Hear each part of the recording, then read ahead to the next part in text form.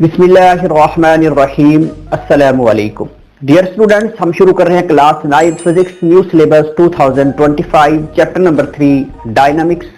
आज हम topic discuss करेंगे मोमेंटम एंड इंपल्स। मोमेंटम क्या होता है और इंपल्स क्या होता है। मोमेंटम और इंपल्स को डिस्कस करेंगे और उसके साथ साथ जो इंपल्स का फोर्स के साथ जो रिलेशन है उसको भी हम डिस्कस करेंगे। तो हम पहले देखते हैं मोमेंटम। जो मोमेंटम एक शार्ट के लिहाज से है, डेफिनेशन के लिहाज से टॉपिक होगा। जो इंपल्स का टॉपिक है वो लॉग के लिहाज से बहुत ही अहम टॉपिक है। देखते हैं momentum. What is a momentum? Momentum क्या है? The momentum of a moving body is product of its mass and velocity. जिस वक्त मास और वेलोसिटी का प्रोडक्ट होगा तो उसको हम मोमेंटम कहते हैं। कोई ऑब्जेक्ट है, उसका कोई ना कोई मास है और मास के साथ साथ उसकी कोई ना कोई मखसूस वेलोसिटी है। वेलोसिटी के साथ वो मूव कर रहा है तो हम कहेंगे कि वो ऑब्जेक्ट मोमेंटम के अंदर मौजूद है। P is equal to mv। Velocity as a vector quantity, momentum हमारे पास एक वेक्टर क्वांटिटी होगा। Momentum is a vector quantity. SI unit of momentum, momentum का जो SI यूनिट होगा वो क्या होगा? हम फार्मूले से ही यूनिट को निकालते हैं। देखते हैं जितने भी हमारे पास यूनिट्स होते हैं उसका रट्टे की जरूरत नहीं होती। अगर आपको फार्मूला आता है तो फार्मूले से यूनिट अखज करना बहुत ही आसान होता है। बेस यूनिट से वो निकल आता है। P is equal to mv। ये भी वेक्टर क्वांटिटी है, ये भी हमारे पास वेक्टर क्वांटिटी है। मास का यूनिट किलोग्राम, वेलोसिटी का मीटर पर सेकंड। जो मोमेंटम का यूनिट होगा किलोग्राम मीटर पर सेकंड होगा। It can also written as newton second. इसको हम न्यूटन सेकंड में भी लिख सकते हैं। न्यूटन सेकंड कैसे आया है उसको हम इंपल्स के अंदर डिस्कस करेंगे कि न्यूटन सेकंड मोमेंटम का यूनिट किस तरह बनता है और इसको हम कैसे ड्राइव कर सकते हैं। अब हमने यहाँ पे लिखा है it's depend upon the mass and velocity. जो मोमेंटम है वो वेलोसिटी के ऊपर और मास के ऊपर डिपेंड करता है। इन केस हमारे पास एक कार है और एक ट्रक है, दोनों सेम वेलोसिटी के साथ मूव कर रहे हैं। जिस वक्त दोनों की वेलोसिटी सेम है लेकिन मास डिफरेंट है, कार का मास कम है, ट्रक का मास ज्यादा है, तो मोमेंटम किसका ज्यादा होगा? जिसका मास ज्यादा होगा उसका मोमेंटम बहुत ज्यादा होगा। तो हमने लिखा है a truck and a car moving same speed but truck have greater mass, it means that truck have greater momentum than car. अगर मास ज्यादा है तो उसका मोमेंटम ज्यादा है। जिस वक्त उसका मोमेंटम ज्यादा है तो उसका जो इंपैक्ट होगा, उसका जो असर होगा, जिस ऑब्जेक्ट के साथ जाके वो टकराएगा उसकी जो क्रैम्पिंग जोन होगी या आगे वाले को जो नुकसान होगा वो ज्यादा होगा। मोमेंटम सादा अल्फाज में यूं कहते हैं, मास और वेलोसिटी का प्रोडक्ट को हम मोमेंटम कहते हैं। अगर एक ऑब्जेक्ट रेस्ट के अंदर मौजूद है, उसका मास तो है लेकिन उसकी वेलोसिटी जीरो है, तो हम कहेंगे उसका मोमेंटम जीरो है। इसी तरह हमारे पास एक ऑब्जेक्ट है जिसकी वेलोसिटी है, बहुत ही ज्यादा वेलोसिटी है लेकिन वो मास लेस पार्टिकल है, जो उसका मास है वो निग्लिजिबल है, तो हम कहेंगे उसका जो मोमेंटम है वो भी जीरो है। मास की वैल्यू भी होना जरूरी है और उसके साथ साथ जो वेलोसिटी है उसकी वैल्यू भी होना जरूरी है। अगर दोनों वैल्यू मौजूद होंगी तो हम कहेंगे उस ऑब्जेक्ट का कोई ना कोई मोमेंटम है और वो ऑब्जेक्ट मोमेंटम के अंदर मौजूद है। नेक्स्ट हम डिस्कस करेंगे इंपल्स को कि इंपल्स क्या है, व्हाट इज अ इंपल्स। ये क्वेश्चन पेपर में आने के काफी चांस होते हैं, बहुत ही अहम सवाल है। ये क्वेश्चन इस तरह भी आ सकता है, what is the relation between force and momentum, यूं भी आ सकता है और इंपल्स के लिहाज से भी पूछा जा सकता है। तो इसको देखते हैं। इंपल्स की डेफिनेशन है product force and time is called impulse. Product हो फोर्स और टाइम का, फोर्स और टाइम आपस में मल्टीप्लाई हो, इसको हम इंपल्स कहते हैं। एक एग्जांपल दी है सिंपल सी, उसको देखते हैं। When a ball is hit by a bat, the force is exerted on the ball for a very short interval of time. एक बैट्समैन है, वो क्रिकेट खेल रहा है, बॉल उसकी तरफ आती है, बॉल बैट के साथ टकराती है और उसके ऊपर वो फोर्स लगाता है, बॉल दूसरी तरफ चली जाती है। बॉल और बैट का आपस में जो टकराने का टाइम है इंतहाई शॉर्ट है। एक इंतहाई शॉर्ट इंटरवल के दौरान आप एक अच्छी खासी फोर्स गेन करते हैं, एक अच्छी खासी फोर्स अप्लाई करते हैं, यूं भी कह सकते हैं। इंतहाई शॉर्ट इंटरवल के दौरान जिस वक्त एक फोर्स अप्लाई की जाती है, फोर्स और जो टाइम का प्रोडक्ट होगा उसको हम इंपल्स कहेंगे।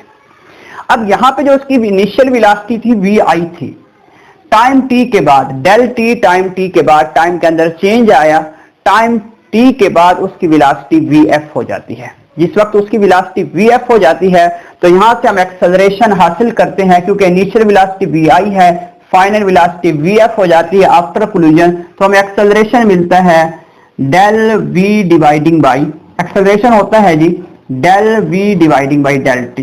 तो इसको हम यूं भी लिख सकते हैं a is equal to vf minus vi dividing by del t. ये हमारे पास एक्सेलरेशन आ जाएगा।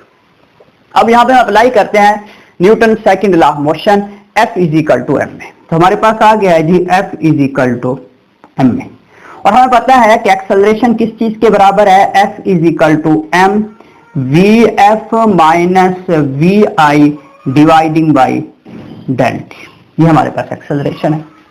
हम इसको लिखेंगे F मल्टीप्लाई डेल टी, ये डेल टी इधर आके मल्टीप्लाई हो जाएगा, तो हमारे पास आ जाएगा M V F minus we I. अब देखते हैं जी F multiply del t is equal to M multiply होगा वी एफ के साथ, एम मल्टीप्लाई होगा वी आई के साथ, तो हमारे पास आ जाएगा M V F minus M V I. और हमें पता है कि एम वी किस चीज के बराबर होता है और एम वी आई किस चीज के बराबर होगा, P is equal to m v, P is equal to m v. तो इसको हम लिखेंगे F multiply del t is equal to p f minus p i. Change in momentum is called impulse, change in momentum is called impulse. देखते हैं अब, when a large force act on an object for short interval of time, the impulse of the force is defined as a total change in momentum of the object। यहां से हमने एक और definition निकाली है इम्पल्स की। पहली definition हमारी थी फोर्स और टाइम का जो प्रोडक्ट होता है वो इम्पल्स होता है। यहां पे हमने एक और डेफिनेशन निकाली है चेंज इन मोमेंटम। मोमेंटम के अंदर जो चेंज आएगा उसको हम इम्पल्स कहेंगे। इसको हम यूं भी लिख सकते हैं आई, मोमेंट इम्पल्स के लिए हम आई लिख सकते हैं, I is equal to F multiply del t is equal to del P. इसको हम यूं भी लिख सकते हैं कि मोमेंटम के अंदर जो चेंज आता है वो इम्पल्स कहलाता है।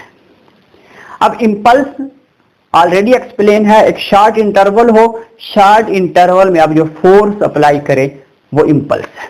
अच्छा जी, इसके अंदर तो मुख्तलिफ टर्म्स हम निकाल सकते हैं, यानी कि इस टर्म को हम कहेंगे चेंज इन मोमेंटम। एमसीक्यूज में आता है चेंज इन मोमेंटम किस चीज के इक्वल है, change in momentum is called impulse. नई डेफिनेशन। अच्छा, rate of change of momentum of a body is equal to the force acting on it. यहां से हम एक टर्म निकालेंगे, बहुत ही सिंपल, बहुत ही आसान टर्म है, उसको हम देखते हैं। इस फार्मूले के जरिए हम एक टर्म निकालते हैं F is equal to, F force यहीं पड़े रहेगी, डेल टी इधर आके डिवाइड हो जाएगा del p dividing by del t. ये हमारे पास एक टर्म आ गई। अब देखें, यहां से फोर्स की एक डेफिनेशन बन रही है, rate of change in momentum, rate of change in momentum is called force, change in momentum is called impulse. Impulse होता है मोमेंटम के अंदर तब्दीली, वो इम्पल्स कहलाता है। मोमेंटम के अंदर तब्दीली की शरह वो फोर्स कहलाता है। अगर चेंज इन मोमेंटम के ऊपर अगर हम टाइम को डिवाइड कर दें तो वो फोर्स बन जाता है। इसकी एक एग्जांपल देते हैं। अब ये देखें, ये थोड़ा सा मैं एक्सप्लेन कर देता हूं इसको। ये डेल टी है और ये फोर्स है, ये दोनों आपस में इनवर्स रिलेट कर रहे हैं। अगर टाइम कम होगा फोर्स ज्यादा लगेगी, मतलब ये देखें आप, एफ इनवर्सली प्रोपोर्शनल है डेल टी का। ये बड़ी अहम टर्म है, इसको मैं एक्सप्लेन कर रहा हूं, कंसेप्चुअल टर्म है। टाइम आपका कम होगा फोर्स ज्यादा लगेगी, टाइम ज्यादा होगा फोर्स कम लगेगी। आप यहां पे कंफ्यूज होंगे कि सर ये कैसे होता है। ये बहुत ही सिंपल है, बहुत ही आसान है, देखेंगे। आपका चेंज इन मोमेंटम को मैंने कांस्टेंट कंसीडर किया है। जिस वक्त 3 टर्में हो तो एक टर्म को कांस्टेंट कंसीडर करके हम अपनी दूसरी टर्म्स को एक्सप्लेन कर सकते हैं। चेंज इन मोमेंटम यानी कि जो हमारे पास टाइम है, जो टाइम है वो शॉर्ट है और फोर्स आपकी ज्यादा है। चेंज इन मोमेंटम कांस्टेंट है। मिसाल के तौर पे आप मूव कर रहे थे, आप मूव करते जा रहे थे, आपका मास भी है और आप एक खास वेलोसिटी के साथ मूव कर रहे हैं, मतलब आपका एक मोमेंटम है। जिस वक्त आप मूव कर रहे थे आगे एक स्टोन पड़ा होता है, उसके साथ आपकी ठोकर लगती है।